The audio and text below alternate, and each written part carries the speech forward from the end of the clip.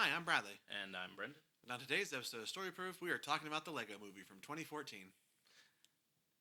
Yeah, complete 180 from what we were talking about last time. I think this is remarkably similar to Nosferatu. It has the same levels of horror, and no, this is nothing, nothing like Nosferatu, which is why I really wanted to put these two movies back to back for release dates.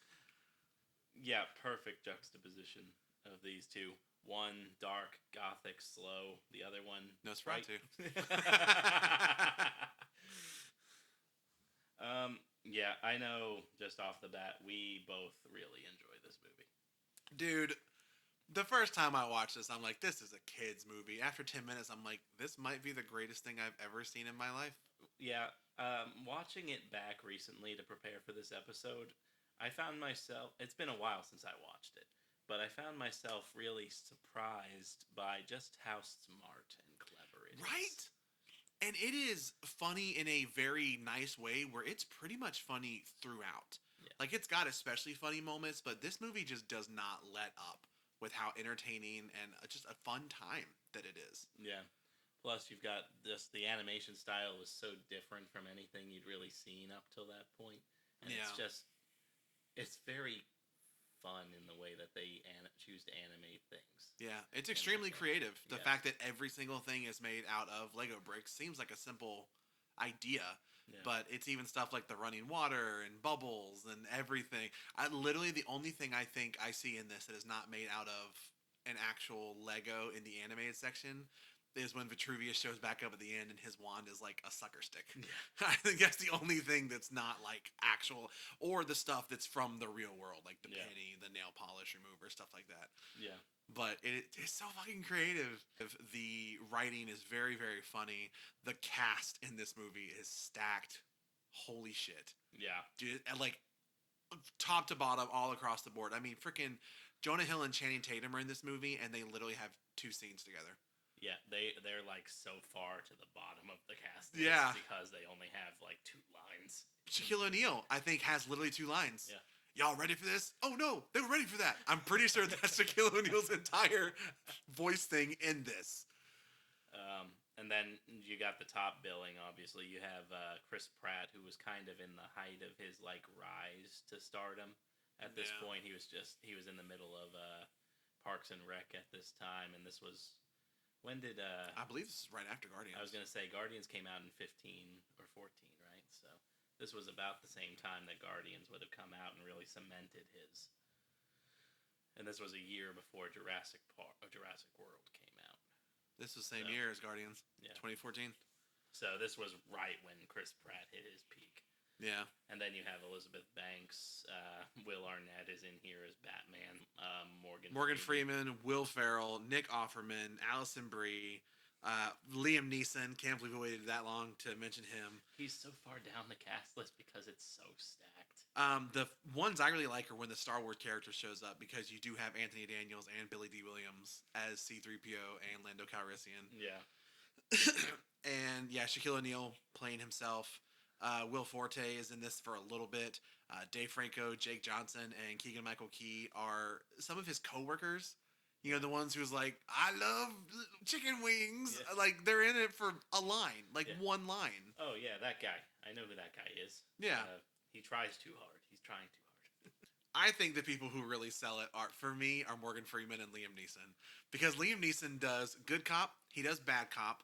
He does whatever weird voice happens when he draws his own face on. Then he does, I guess, Mama Cop and Papa Cop.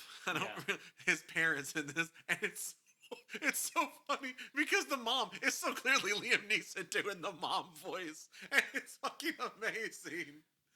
There is so much happening with just Liam Neeson alone. Dude, oh my god, the chair.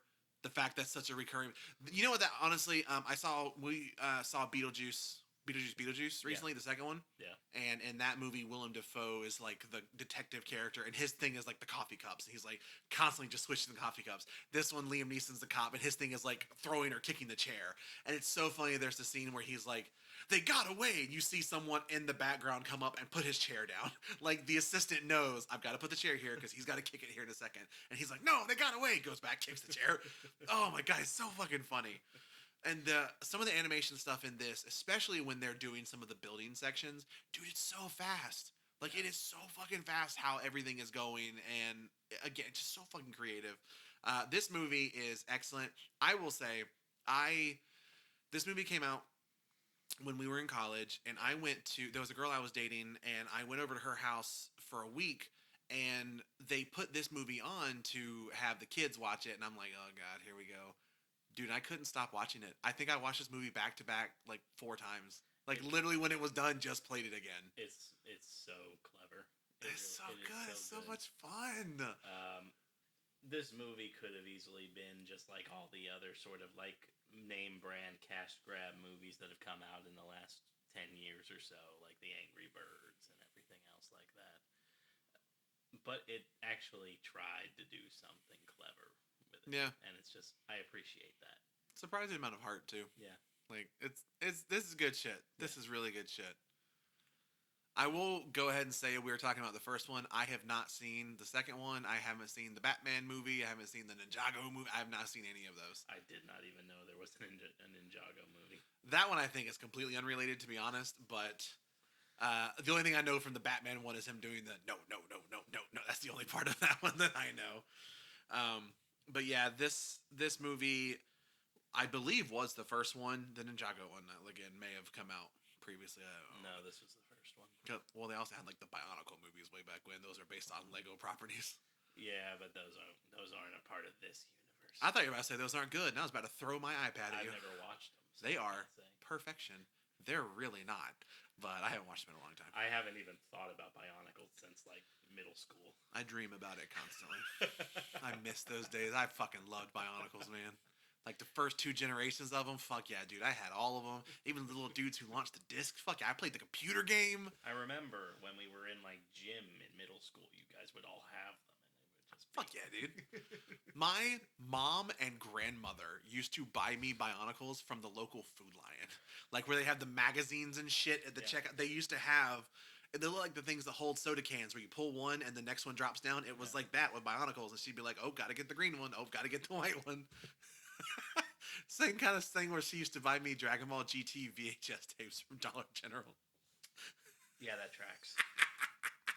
Ah, man, I have a good mom. She used to buy me a lot of weird shit from weird places. She was very supportive. That's probably why I now have a podcast, but it's fine.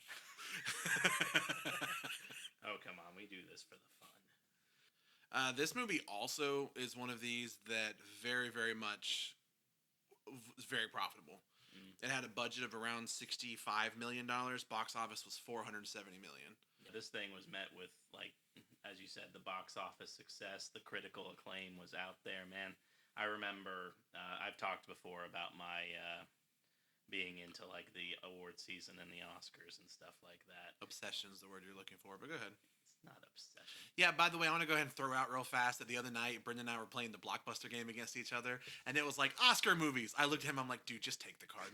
I'm not going to beat you in this one. Dear God, just take the stupid thing. You put up an okay fight. I think I gave like 5 answers, and I was like, I got nothing. I'm making stuff up at this point. I remember sort of, there was a little bit of backlash when the Oscar nominations morning came around and they announced the animated films because this was not a part of it. And I was a part of that group. This movie not only should have been nominated, it very well could have won. I guess really we should just start at the beginning. Yeah. It opens with a little bit of a prologue. By Vitruvius, who is the greatest character. Yeah. He just is. This is Morgan Freeman. Morgan Freeman is swinging for the fences on this one. His deliveries are so good. It's amazing. Dude, this is probably like 3rd most quotable movie I've ever come across. We were talking earlier that I was like, to this day, I still constantly do the business, numbers. Is this working? I say that all the time. I think of, actually, he has the line right at the beginning here where he does the prophecy, and at the end he's like, you know it's true. Because it rhymes. We were talking earlier, I love the whole, Emmett, that is so dumb. Wild Style, please. Emmett, that idea is just the worst. Like, you have a moment where you're like, oh, he's going to defend him. Nope. When they put him on lookout and he's the blind guy and he's like, gotcha. And he's like looking at binoculars right into a wall. I think he's also looking at the smaller. Yeah, I think they're also backwards. Oh, God, dude. It's so good. He's killing it. He's just absolutely killing it.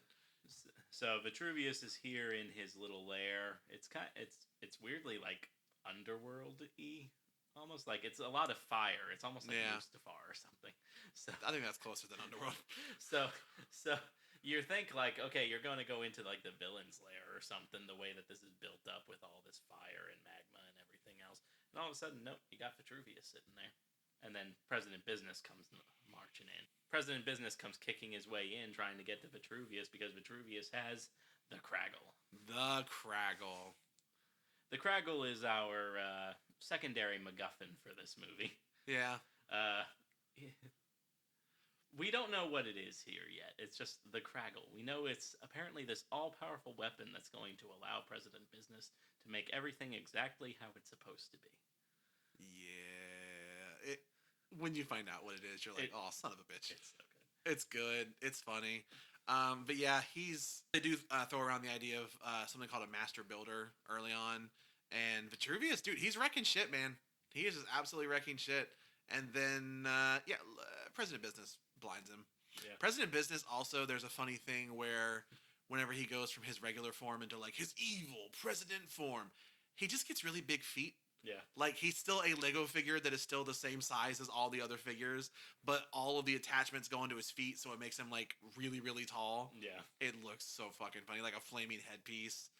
But I like the fact that he's still just a Lego figure. He's still the same size as everyone else. Yeah. So President Business blinds Vitruvius by shooting him with a laser out of his staff, Womp and womp.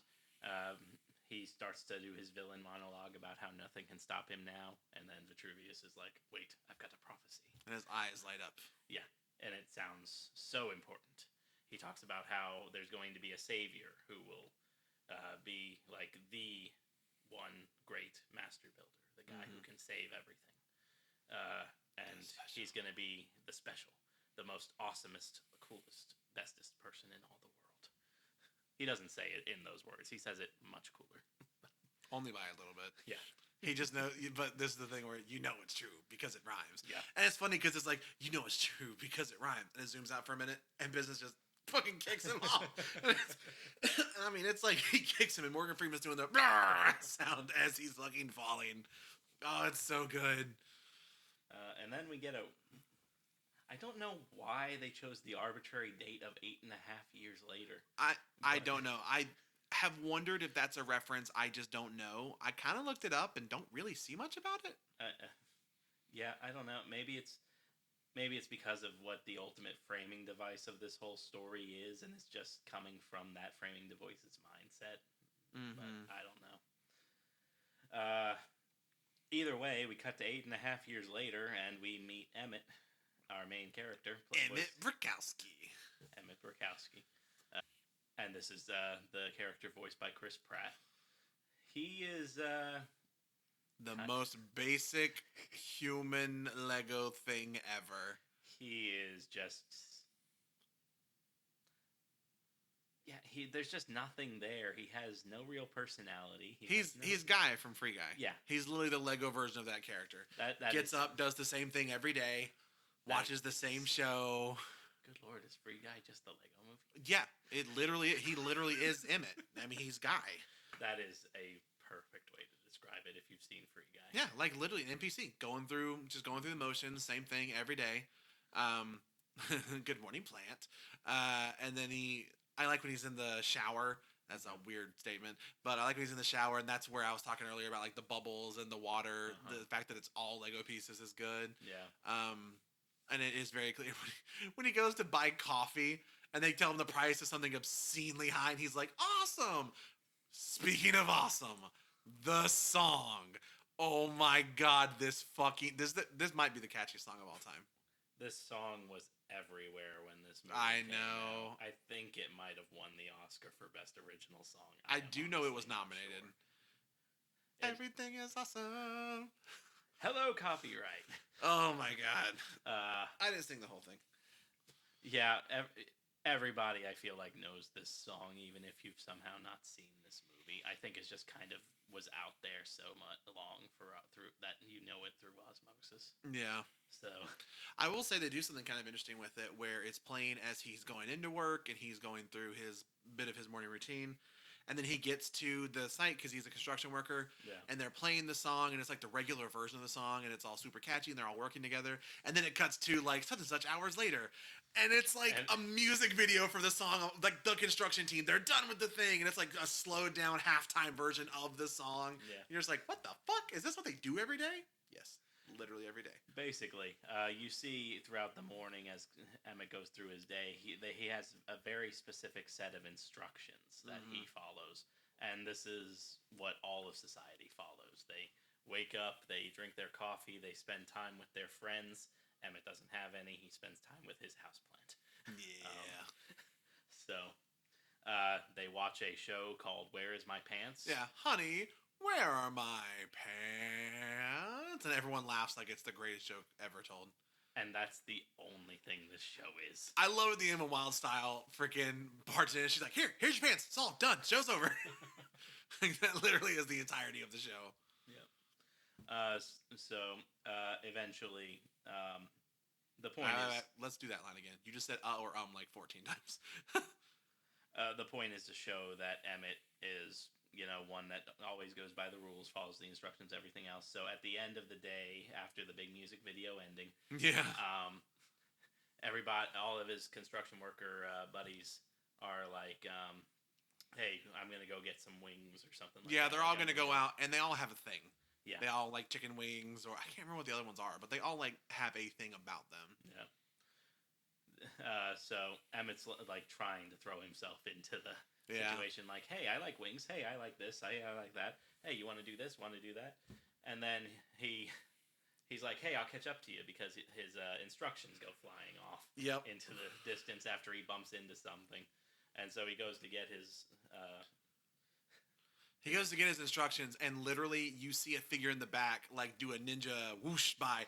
As she does it, he goes, "What was that whoosh sound?" It's so fucking funny. It's so he eventually tracks down the whoosh sound, and it's just somebody in a hoodie digging around inside the construction area looking for something. Yes. We don't know what. Yeah, we don't know yet. So he's about to call and report everything because his instructions say if you see anything suspicious, report it. Yeah. So, and then she turns, the figure turns around, takes off the hood, and it's Wild Style. Yeah. Wild Style spelled with a W, like WYLD. Yeah. That's a very important, not important, funny character thing for her later when Vitruvius is going through all the different names that she had. She's like, okay, we can stop now. Yeah, so she says she's there looking for something. He is dumbfounded by how outrageously beautiful this small Lego creature is. And he kind of like starts to help her. He falls through the floor, and she's like, oh my god, are you okay? He's like, I'm fine. And he sees this thing. It's a big red thing. We don't know what, but it's got glowing light behind it, so we know it's important. Yep. And he's like, I shouldn't touch that. Yes. But then there's little whispers. But I want to. And then as he crawls towards it, there's little whispers. But yeah, he touches it. And he has a lot of visions of like Vitruvius and Wild Style. He hears voices. And he gets a vision of the man. I believe he is called the man. Yeah, the man upstairs is what he is referred to as. Yeah, and then but the man upstairs is only seen in like shadowed silhouette, and it's very, you don't know what's going on, what it is. Yeah, you hardly even catch it half the time. It's so quick because it's just this montage, and then at the end you hear like this kid's voice come in, and it's like, so Emmett wakes up and this whatever it is, we don't know quite what it is stuck to his back.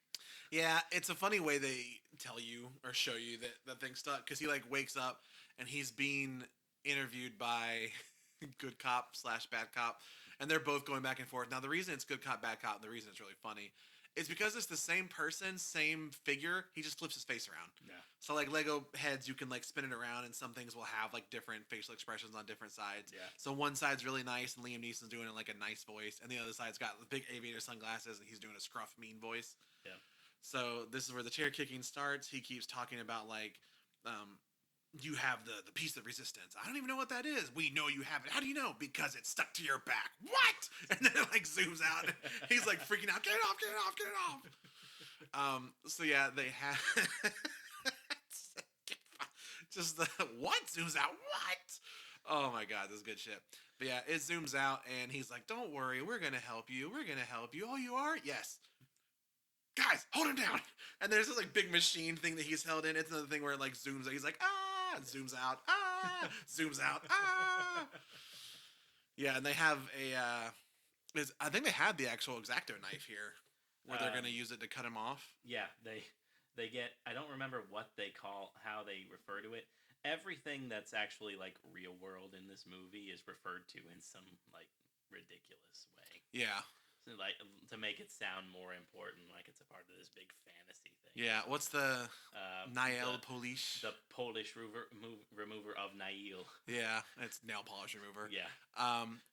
Go ahead and say that the Craggle is crazy glue. Yeah. That the package they had of crazy glue, there was like a bit of a smudge over the word, so all you could see was Craggle. Yeah. The piece of resistance is the cap to the Craggle. It's literally just the cap to a thing of crazy glue. You'll see a little Q-tip. Yeah, the Q-tip. There's a portion. There's a part where you go through this like sort of museum or collection. It's almost like a throne room where he's just got all these things up. He's got all these random things, and one of them is a bandaid. Yes. Oh my god, dude! It's just so fucking funny. Yeah, there's a penny, the X-Acto knife, the crazy glue, the Band-Aid, the nail polish remover. Yeah, it's just all this ridiculous stuff. So they are going to try to cut the piece of resistance off of Emmett with the X-Acto knife, and then I don't remember exactly what stops them. Wild Style. Oh, that's right. Wild Style comes in. Yeah, they do. He does also find out at this point that what President Business is going to do is use the Craggle to like freeze everything so that it's perfect. Yeah, that's what Taco Tuesday is. Oh my god, Taco Tuesday! I love the commercials for it. So during the opening little montage where you're seeing Emmett go about his day, there's a commercial that plays in between "Where Are My Pants" scenes where he's saying, "Hey, I'm gonna take over the world." He being President Business. Yeah, President Business is doing a commercial where he's like, "Hey, everything's great, everything's great. I'm gonna kill everybody." But he doesn't say kill everybody. That's way too dark. What does he say then? I think he does say something like, "I'm gonna take over the world" or something. Yeah. He doesn't say, "I'm gonna kill." You really think he says, "I'm gonna kill everybody"? I mean, that's the subtext. No. Control, not death. You cannot control that which is dead unless you're a necromancer, and that's a different movie. That's Zombie Treasure Island. But basically, he also promises that it's going to happen. That Taco Tuesday is going to happen because we got to have Taco Tuesday. Absolutely. So yeah, Wild Style breaks in, breaks Emmett out. There's a fun little car chase scene. It is good. It's really good. And this is where she is like, "Go ahead and like build something." And he's like, and she's like, "Sir, please, you don't have to hold yourself back for me. I know you're the special. I know you're a master builder." And he's like, Yeah, sure. Yeah, and it's going through this stuff where like he kind of acts like he is the special, he is a master builder, and she's just going along with it. Yeah. Yeah, and then so they have the chase. It's a pretty creative chase scene, but if you without seeing it, it's kind of hard to explain. I mean, what's kind of cool is that every time their vehicle gets damaged or destroyed, she just immediately like flips her. It's almost like the Tasmanian Devil thing where he just like goes around it really fast and then it changes. It's kind of like that, whereas the vehicle changes. And then she keeps going and he says something about like, "We got to follow the instructions." And that's when she's like, "What?" And then she goes through the thing like, "What do you mean follow the instructions?" "Yeah, we got to follow the instructions. That's how we get through life." "What's your favorite show?" "Where Are My Pants?" "What's your favorite song?" "It's awesome." Oh, God. And as she does that, their like vehicle gets hit by something. Yeah. And it knocks them through what looks to be like the night sky. And then as they go through it, it breaks. It's a wall. Yeah. And then they kind of like fall through into another dimension/area. It's creative the way they do it. Yeah, it's all just sort of this wild. They go through the wall and they go into this new Wild West themed area. One thing I do want to note in that moment. I like the way that they portray the way that the master builders see everything when they're building something. Yeah. In that moment, it's kind of like they're just seeing the instructions in their mind, and they see like the piece numbers and everything else, and so they just pick out what they need, what works for them, and they just shove it together into this conglomeration. Yeah. Of stuff. It's just a really cool visual.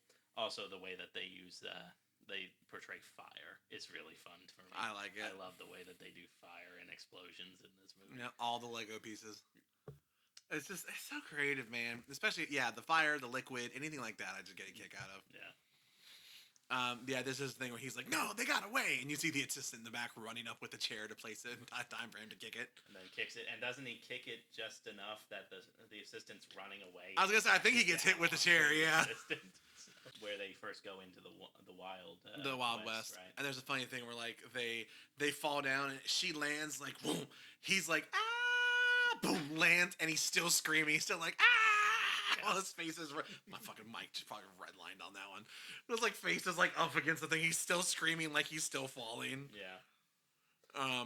But yeah, she says that they are here and they're gonna find her master. I think she might actually flat out just name drop Vitruvius. I think so. And she says that we're gonna meet up with him.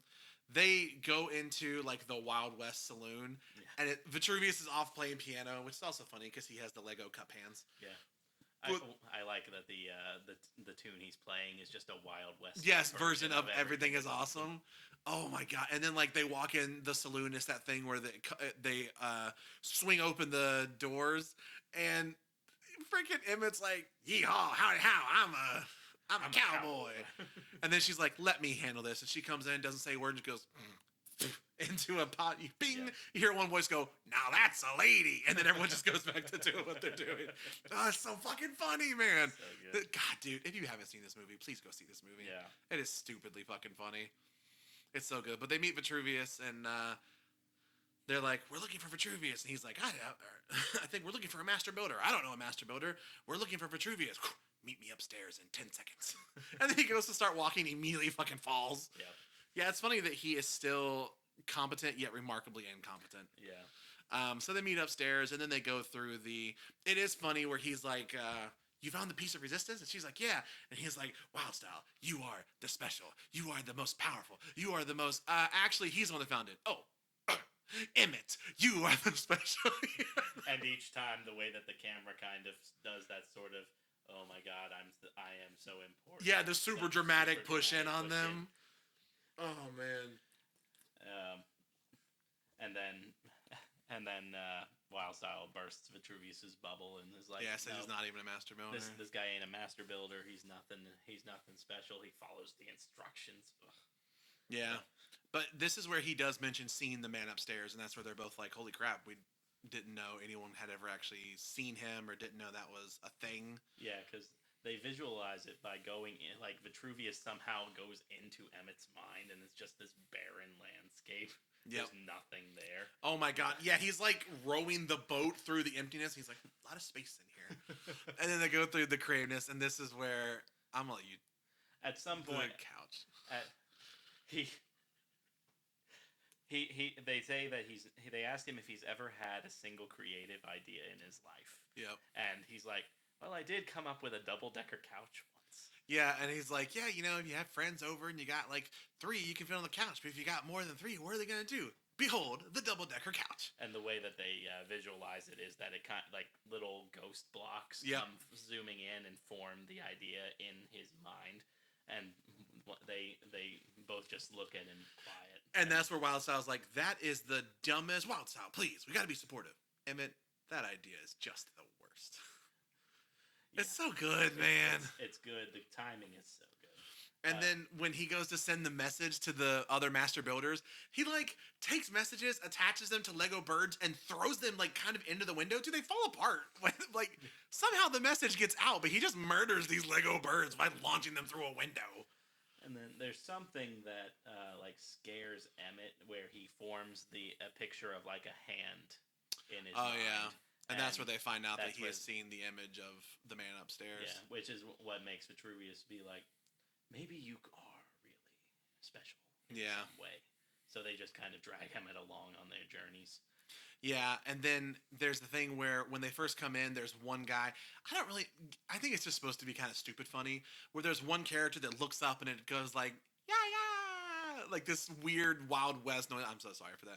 This is like Wild West noise effect, and that's the person who is spying on them, so gives the information back to Bad Cop.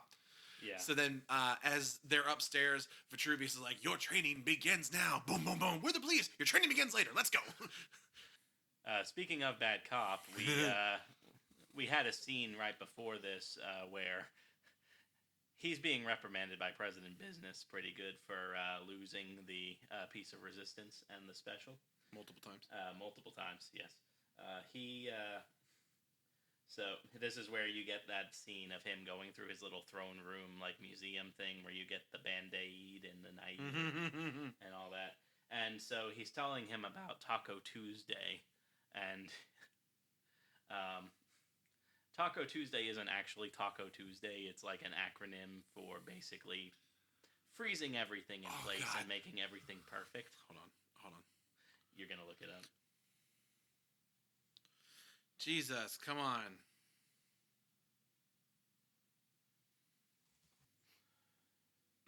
Oh my God. What? I can't find it. Are you looking it up?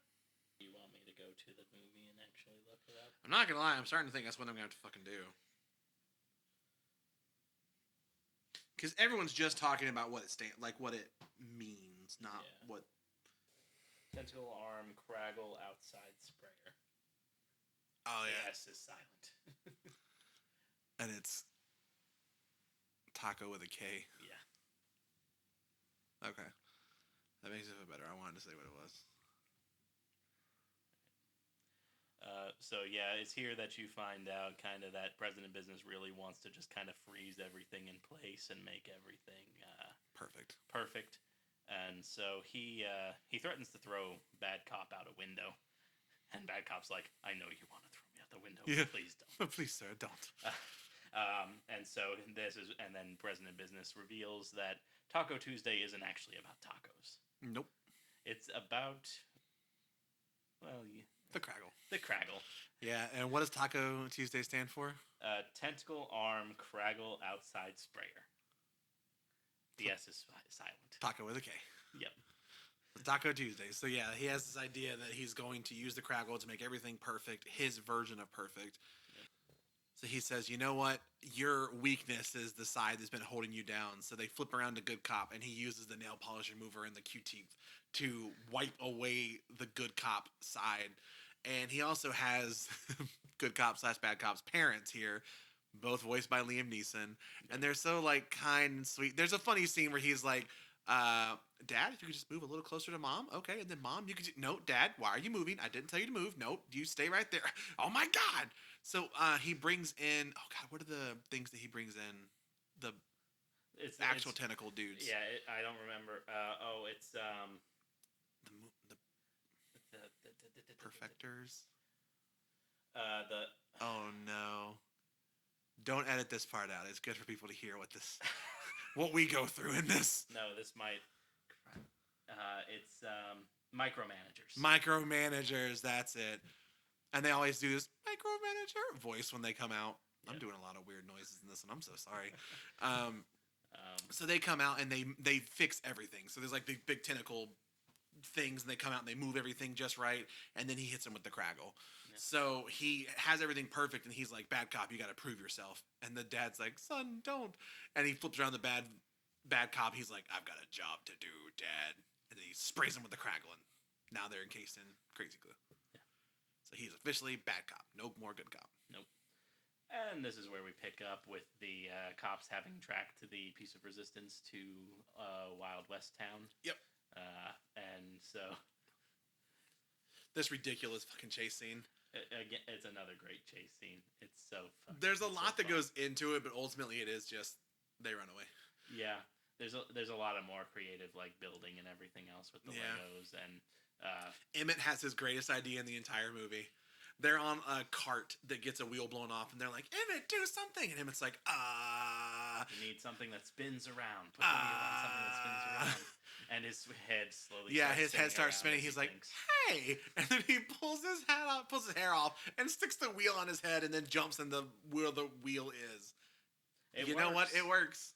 So he does that just in time for them to veer off a cliff. The robot cops that are following good cop that are chasing him go over the edge of the Oh my god! cliff. Yeah, they get eaten. Some of them get eaten by alligators in the bottom. The pigs that blow up, Yeah. and then you just see bacon start raining. Little Lego pieces of bacon start raining down. The alligators have little like light and cop lights. Oh my on god! them. Yes, So dude, the gators are part of the cops. this shit's so good. Yeah, and freaking, there is one thing that I was curious about because Bad Cop is kind of like the Darth Vader of the movie in the sense that he's Yeah. the one being sent out. Is he a master builder? Because they go and blow up his car, and he just fucking turns it into a fucking Batmobile-esque aircraft. I guess he might be because I he feel does. like he does change it around. Yeah, but they never really talk about it. But he does it. Where they like blast his car and they're like, "Yeah, we got him," and he's like, "Too bad." Now he's in a fucking jet thing. Yeah, so he goes chasing him. Eventually, everything looks lost for our heroes, Oh no! and then the Batwing Fucking comes Batman. in. We should say there was a scene earlier where Wildside was like, "Don't get any ideas. I have a boyfriend." Yeah, Turns out it's Batman. yeah. Batman's the boyfriend. He shows up with the Batwing to save everybody, and then he disappears for 5 seconds. And it turns out he's somehow transported onto Yeah. Bad Cop. Yeah, and he turns Bad Cop's thing into a fucking baby stroller with the cops thing as it Yeah. just plummets to the ground. And then Emmett's like, "Oh, your boyfriend abandoned us." Hey, babe. Yeah, and then they're like flying to A cloud cuckoo. Yeah. land. yeah, Cloud Cuckoo Land in the sky where all the master builders are, and there's a lot of funny things where they're going there and they're like, "Isn't it great? Batman's so dark and edgy," and Emmett's like, "I can be dark and edgy too, guys. Look, a rainbow." Yeah. They go through the barrier from Wild West. Oh, yeah, and it they're like- it makes the bat. Yes, symbol. and he's like, "Can we go through that? We can, and trust me, it's gonna look real cool." Boom, bat symbol. And so then they end up in Cloud Cuckoo. Well, at one point they go through like they give you a bunch couple of of the different lands. of this, and they got like Middle Zealand and stuff like that. At some point, they end up in a forest near Cloud Cuckoo Land, Yeah. and that's when they see the rainbow. They transform the Batwing into the Batmobile, and they drive up the rainbow. Yeah. Batman is also playing them the song that he wrote, and he's like, "It's super edgy. I wrote about it's like autobiographical. It's like, no parents." It is the dumbest. It's so fucking funny. Wildstyle's into it. Gotta give her props, man. She knows what she likes. Yeah. And so we end up going through the magical portal at the top of the rainbow and land in Cloud Cuckoo Land proper, which is just this magical Oh my city in the clouds God. where all the master builders have congregated. And this is where we get a bunch of those cameos and little Yeah. one-line things that we were talking about. The earlier. one that greets them and the one that's gonna there are a couple that are gonna stick with them for a while. You get Princess Unikitty, that is easily my favorite fucking character in this. Unikitty, she's the one that does the business numbers. Voiced by Alison Brie, and then we also do get the spaceman. I'm blanking on his name. I've forgotten his name. I just always talk to him. Oh, 1980 something space guy. Yeah. I was like, why can't I think I of his didn't name? think he had a name. He had a weird name. Charlie Day.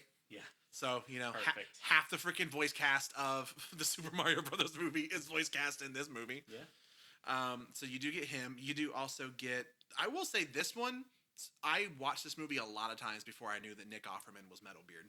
Yeah. I did not know that one. It does not sound like your typical Nick Offerman. Yeah, it is a very good pirate voice though. Yeah. But it's funny, they're like going up to the castle and they're like, the Rainbow Castle and this and that. Batman is there and everything's like around him all colorful and he's like, I hate this place. But yeah, they get up there and yeah, this is where you get so many master builders and it's like, I mean, Shaquille O'Neal is there. Yeah. There's Gandalf. There's Dumbledore, the creature from the Black Lagoon, Superman, Wonder Woman, Green Lantern, like all of this stuff. He's like going through the roster at one point, and he's like, "This is Emmett. He's the special. He's gonna talk to us now." Freaking, as you wish, Gandalf. I'm Dumbledore. Dumbledore. I don't know what you're gonna say, but all right, here we go. Dude, it's so fucking funny. It's Like, so good. and then Emmett gives this speech that's all like, "You might be thinking that I'm not qualified. I'm not good. You're And right." you are correct." And they're like, "Is this supposed to make us feel better?" And he's like, "There's a butt coming." And one guy's like, "You're a butt." It's just so dumb, but it's really good. And after all of this, the cops just fucking show up in mass. There's like an army of them. Yeah. And there is the funny thing where they're like, whatever team of the Lakers, I think that Shaquille O'Neal's on, there's like a specific year. They're like, take him out. They're like, y'all ready for this? And they like build a fucking trebuchet. And dude, it's so funny. I say trebuchet, catapult. But as the like aircraft are going by, they launch a basketball at them. The second it hits them, they're just like immediately like, oh no, they were ready for that. So this is where you find out that one of the powers that the bad guys have is they have actually been using the Kragle on their vehicles, and that's why they're basically indestructible at this point. So yeah, they capture pretty much everyone. They start blowing stuff up. There's a funny thing where Channing Tatum and Jonah Hill are voicing Superman and Green Lantern respectively. And Jonah Hill just wants to be friends with Channing Tatum's character. He's like, "Oh, come on, we can be. Oh, I gotta go over there. I gotta go to Krypton." Yeah, and then the super thing that they use to take out Superman is a piece of chewing gum, and they launch it to him, and Green Lantern comes up. Oh no! He like touches it on purpose, like, "Oh no, I'm stuck to it next to you. Yay!" And Superman's like, "Great." I wish I had some kryptonite right now. Oh, dude, it's so good. It's so funny. But yeah, so I will say there was a thing where they talk about going to to President Business's tower to get the Kragle, put the piece of resistance on it. That's the whole thing. Metalbeard gives this incredibly dramatic story about how he and his whole crew went there to do the same thing, but we were defeated. And somehow he ends up as just a head. I don't really understand that part. But it is funny whenever he you see his head come out of the thing, get on his ship, turn around, you hear the little kid noise going like as the ship goes away. Yeah. So Metalbeard left before any of this happened. That is important here in a minute. Yeah. But yeah, so they all go. They're trying to escape, and they're all like trying to build something, and they're building a submarine, and it's a couple master builders. So it's like Vitruvius, Wild Style, Batman, 1980s space theme guy, and Unikitty, and they're all building all this stuff. And Emmett just keeps being like, guys, I have an idea," but they end up building this big, ugly conglomerate submarine thing, because it's like, I do like Batman's like, "I need dark bricks. I only build in black or very, very dark gray." Dude, it's fucking funny. But yeah, they build the submarine. They're great. Everything's great. But then everything's not great. Yeah. It starts springing leaks, right? Mm-hmm. So it was thrown together very haphazardly. Everything starts to blow leaks. They can't fix it quick enough. And Emmett's like, "I have a double-decker couch." Well, yeah, he does say, like, "Guys, I've got something for us." There is a kind of sad thing where Unikitty is seeing all of her, home float by. Yeah. And then you get the first glimpse of, like, the fact that she's a little batshit crazy. Yeah, she when you first meet her, she has a moment where somebody says something that triggers her. Very, very, very, very, very. You're like, whoa, okay. she's got a bit of a dark streak. Yeah. So yeah, she's trying to calm herself as she's slowly she's like, tearing puppy up. Dogs, unicorns, butterflies, and then she's like her home cracking, like, oh my god, her eyes kill me. It's so sad. Yeah. But yeah, the submarine just completely. I don't remember if it breaks or if it gets destroyed. I think it just breaks on its own. I think it implodes. Yeah. So they're like, "Oh my god, we're all gonna die!" And then as the cops are searching the wreckage, they're like, "No one could have survived that. We've scanned everything. We know they're taken care of." The only thing that survived was a double-decker couch. Yeah. A double-decker couch. What? That doesn't make any sense. Yeah, how does it even work? Like, people's legs would be hanging down in front of each other. Like, that's... President Business starts questioning it, and it's like, it doesn't make sense. And then you go through the little looking glass, and it turns out that's how everybody survived. They were inside the double-decker couch. Yep. And there's this great thing where Metalbeard shows back up and is like, "I came to rescue ye because I saw this amazing idea of yours." And it's like, "Aw, thank you." And he's like, "Yes, only a thing so stupid and pointless possibly could have been overlooked." And Emmett's just like, "Aw." Poor Emmett just gets dunked on like this whole movie. So does 1980 space themed guy. He tries to build a rocket ship multiple times. Yeah, his first instinct is always rocket ship. Yeah, I can build a rocket ship. And then there's sometimes where they're like, not now. He's like, oh, okay, I didn't want to build a rocket ship anyway. He already has like 80% built, and he kicks it once and it breaks. Yeah. It's good. Yeah, so from here, they're like, Emmett is the only one that can get us in. Like, somehow he understands.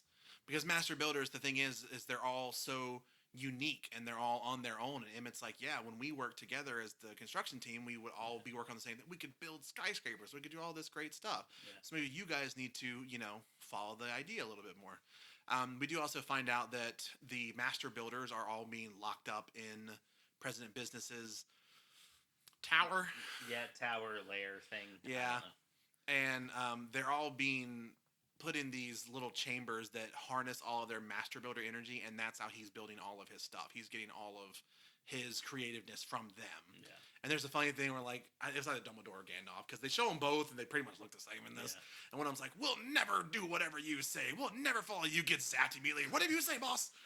And then freaking Green Lantern gets put next to Superman. He's like, oh my God, we're going to be roomies. Superman's like, no, hello, can you move me, please? Anywhere? Literally anywhere? Just zap me now. Yeah, just zap me now. Just get it over with. But yeah, Emmett starts coming up with this plan, and it's funny. He's like, he's going to make some instructions. He's like, I need some paper and some paint and some glitter glue. You're like, all right, I can respect that. Right. But yeah, he starts going over the plan, and this is where he's like, you'll do this, you'll do this, you'll do this. And Vitruvius, you'll be on guard. Got it. Binoculars into a wall. Yeah. Yeah, the plan is funny. They're going to, like, smuggle Wildstyle and Emmett in. They are, like, painted over, so they're going to look like robots and whatnot. Yeah. I like the thing where they Batman goes to hit the button to open the front gate, and he throws the batarang and, like, ha! Misses it. Throws another one. Ha! Throws, like, 90. Like, one, like, hits, falls, like, slowly falls over, lands on the button, opens it. Batman goes, ha! First try. Yeah, so they sneak in, and like you said, Emmett and Wildstyle are painted like the robots that work in the tower, that are the henchmen and everything else.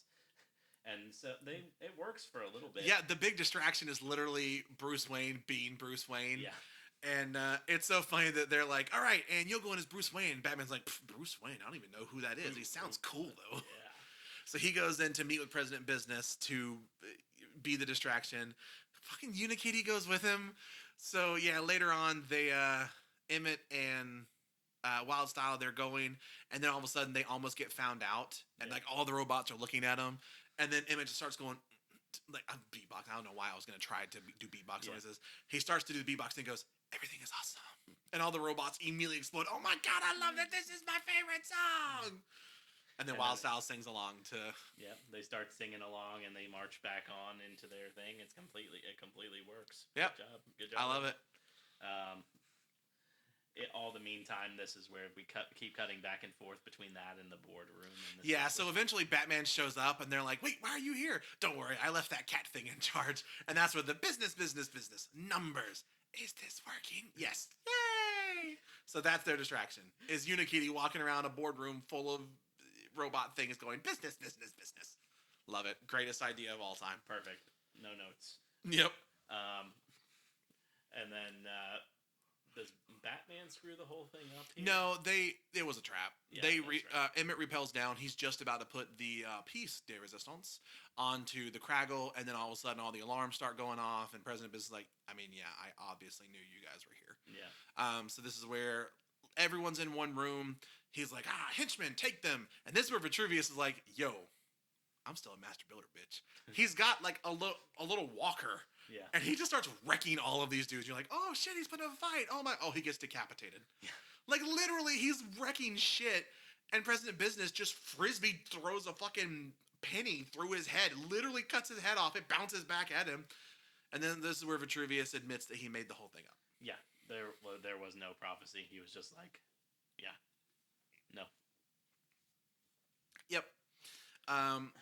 And then everyone else is thrown in prison. He does have a funny thing where he starts to say one thing like, Emmett, before I die, you need to know. And it gives the little, like, the cartoon little, X's. Yes. Oh, my God. It's so funny. And Emmett's like, no. Yeah, so this is where they're all strapped into the things. Emmett gets strapped to the battery that's going to power the big Taco Tuesday Craggle machine. Like, everything is... So he's like, this is gonna be horrible. So what he does is he actually starts like hopping to get it closer to a window because he's like, if I jump out of here, I'll go with it, but I can, take the battery with it. Yeah. So he does. It's a long drawn out thing where she's like, Emmett, no, Emmett, no. He's like, I have to do this. And then he yeets himself out the window. And you thought I wasn't gonna get one. No, I figured I figured this might be the place where you do it. I thought about it with the batarangs. Oh, I was yeah. like, nah. I got a better one later on. Yeah. I also thought about the penny. This is he throws himself out the window and goes down into a big old portal that was established back when President Business was about to throw good cop out, bad cop out the window. One of the cops. It was still both of them at that. It's a Jekyll and Hyde thing. So Emmett goes down through this portal, but he starts his Taco Tuesday first before this, right? He sends the machine out and it starts doing everything before we see him go through the portal. No, No, because it's not. They don't actually. Taco Tuesday itself doesn't start until we see Will Ferrell physically. Oh yeah, you're right. You're right. Because what happens is he goes down with the battery thing, and then when he takes the battery with him, all the master builders are freed. That's right. And then they have a big moment of like, we're never gonna forget Emmett, and some people are like, who's Emmett? So they kind of rally together, and they're going to try to fight President Business. They start to try to fight. And then that's where we go into the real world. He goes through this like kaleidoscope looking like fever dream. It almost reminds me sometimes of the Willy Wonka tunnel. Yeah, the Willy Wonka tunnel. I thought the same fucking thing. I like how you said it reminded me of. I was like, I already know what you're about to say. And then we pop out on the other side, and we're in the real world. Yep. And I'm convinced that this is the one scene that really just kind of screwed the Lego movie out of its Oscar nomination. Yeah, because it has a live action part. Yeah. So we're in the real world in live action, and Emmett can't move. He can even only hear his voiceover, his internal monologue, and he sees this big foot coming at him, and it's just this kid. Yeah. Yeah, so what it is we see all the different lands that we've seen so far. Mm-hmm. Everything, I mean, like up to the tower with the broken part off the top, and it's all set up in someone's basement. And dude, there are a lot of fucking Legos here. Yeah. So this kid is the one that's been kind of like controlling everything. He made Emmett, made him the special, all this stuff, whatnot, blah, blah, blah, blah, blah. So you're like, oh, this is going to be cute. And then you hear footsteps. Yeah, very ominous footsteps. I do think I like that they made it Will Ferrell. Like the voice of President Business, that's smart. It's not just that it looks like him, that it literally is him. That's smart. Yeah. I mean, it would have been weird to do anything else. And it reframes the entire movie's story, because until that time, you're just like, okay, this is just a bunch of nonsense that they wrote for everything else. No, this is actually just this kid playing with Legos. Yeah. The entire story is just this kid playing with Legos and dealing with the fact that his dad doesn't like him playing with Legos. Yeah, because his dad, the son tries to make creative things. He tries to make the pirate ship with the really weird mechanical pirate thing and all of this unique stuff. And the dad is like, no, we follow the instructions. I want everything to be perfect. So his thing is he wants to use crazy glue. And he has like a whole freaking dramatic desk drawer that's just like lined with crazy glue. Yeah. So Taco Tuesday, when everything starts getting sprayed with crazy glue to make it, that's him. That's Will Ferrell literally going through and crazy gluing everything on there. But yeah, the scene here, I think it's cute. I think it takes too long. It's pretty drawn out. Yeah, I could see how they would have shortened it a little bit, made it a little less. I get that it's kind of the whole point of the movie, in a nutshell, is in these scenes where it's live action between Will Ferrell and the kid. Yeah. But Will Ferrell starts to try to fix everything and glue everything down. You get the Craggle stuff in the Lego world. And then... so Taco Tuesday is in full effect. There is a funny thing where they're looking at the one guy in the Lego world. They're like, you know what we need? A spaceship. And he's like, what? Spaceship! Spaceship! And it's just Charlie Day screaming the word spaceship. Yep. He builds this ridiculously powerful spaceship in like 2 fucking seconds. Yep. He was very prepared for this. Yep. God, I just remembered that when they were in the thing, he and Metalbeer were supposed to deactivate the shields. Yeah. And he keeps saying, deactivate shields. Not recognize voice command. Deactivate shields. Deactivate. Why aren't you doing this? And then Metalbeer comes up. Arr, may you be turning off your shields, please. Voice command accepted. And the other guy's like, what? Damn it. I can't believe I forgot about that. That was fucking hilarious. Yeah. Because I was like, what was their job in this? But yeah, we kind of cut back and forth between the two. Really, the only thing that's happening in the I about said the Earth side, but like the live action side is that Will Ferrell is starting to crazy glue everything, and Emmett is like, if I can just get back if I can just get back. So he's like, come on, body, move. So it like the Lego figure like twitches a little bit, moves a little bit, and then just starts jumping around like it's possessed, like a fucking Evil Dead character. And Will Ferrell's doing that whole thing where he's like, "Did that move?" Yeah. Yeah, it's very much the Groot plant dancing at the end of Guardians 1 where Drax keeps fucking looking at it. Yeah. Yeah, so it's kind of like that. And the kid sees it and gives him the piece of resistance and then basically like it's your puts job, puts him back into the world somehow. Yeah. Through the kaleidoscope tube thing. Yeah. Oh, that's right. He does have the okay, I was like, I don't know, does he just like toss it back in? No, it's like a big like wrapping paper tube that's got like kaleidoscope stuff inside of it, and they say he sends it back through into the real world. Yeah, into the Lego world. Into the Lego world, yeah. And yeah, once Emmett gets back, he is like master builder on crack. Yeah. He is just building skyscraper level things to fight back. Yeah. And he's doing a good job, but ultimately it's not enough. Like they're losing, they're gonna lose. And this is when Will Ferrell has a moment where he kind of like he's looking at a lot of stuff and he is having the moment of realization where he's like, so who's this President Business? And the kid starts telling him, he starts to realize it's him. Yeah.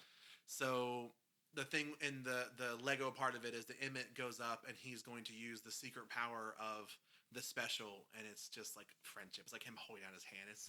It's cheesy, but I like that Will Ferrell, when the son tells him that that's what he's going to do, he's like, what would he say to President Business? Yeah. You know what? Fuck it. That's a sweet moment. Yeah. Where the kid is basically like, I'm not just special. You're special. You have the creativeness to do all this. You could build whatever you want, however you want it. And you're like, it's so good. It's cute.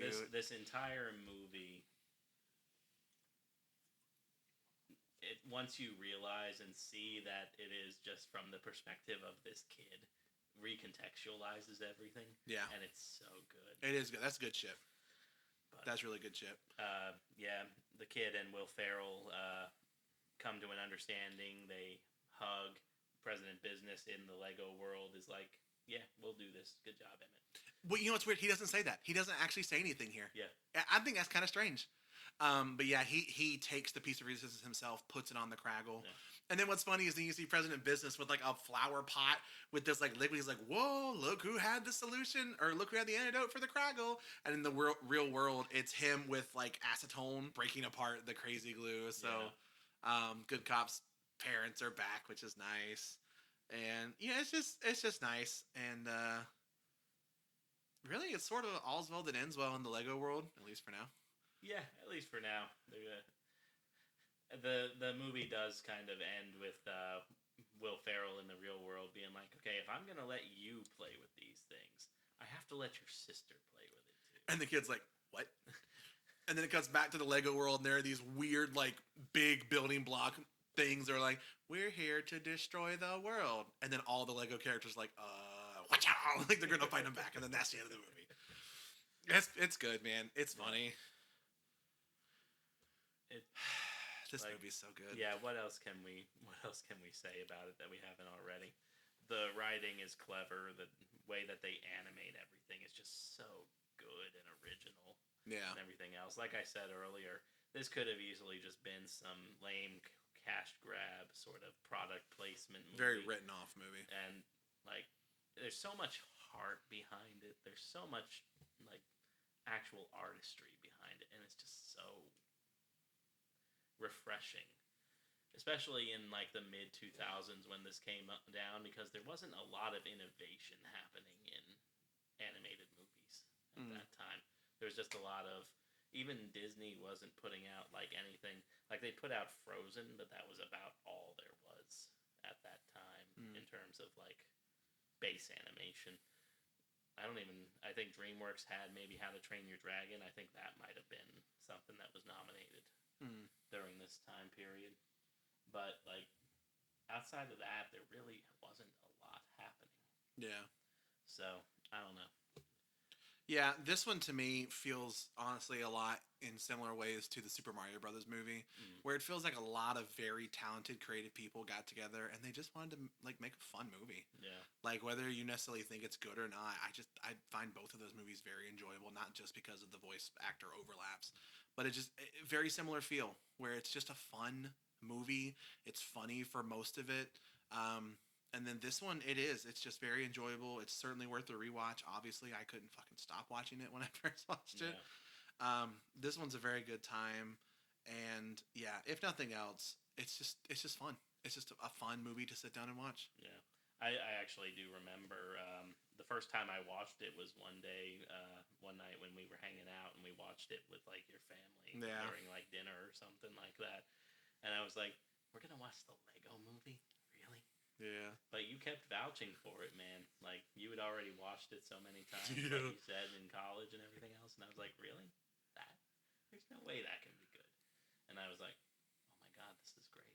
I'm telling you, dude. Like so good." My recommendations do not miss often. But yeah, I mean, I think we've said everything we need to say about this. Like, Yeah, if thoroughly enjoy this film. Really like that we did fucking Nosferatu than the Lego movie. That makes me so happy. But yeah, hope you guys enjoyed this episode. Let us know what you thought of this movie because this is not a particularly divisive film, but I could definitely see some people kind of being like you are, maybe not necessarily wanting to give it a try because it's a Lego movie or maybe you think yeah, it's a kid movie. But yeah, I'd be interested to hear what you guys have to say. you know what I realized? This is probably the movie that made me kind of shift my focus a bit in terms of like not all. I used to feel like animation was for everybody, but there were certain animations that aren't for everybody.